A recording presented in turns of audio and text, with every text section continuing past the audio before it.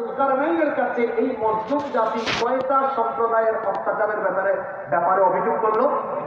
দুইটা। এই দুই জাতির নাম হলো ইয়াজুজ আর মাজুজ। এই ইয়াজুজ মাজুজ এরা আমার কাজ। এদের পরিচয় কি? এদের পরিচয় হাদিস শরীফে খুব সুন্দর করে এসেছে।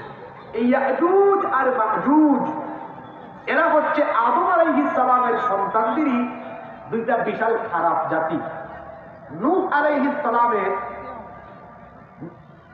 সহিহ বুখারীর বিখ্যাত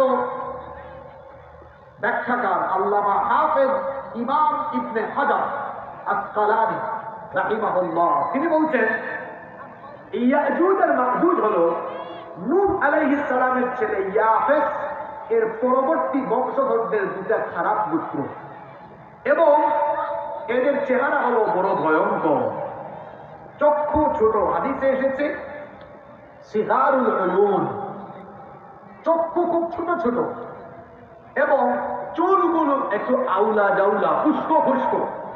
চেহারা হলো বড় ভয়ঙ্কর। সাধারণ মানুষদের চেহারা সুরতের মতো এদের চেহারা সুরত নয়।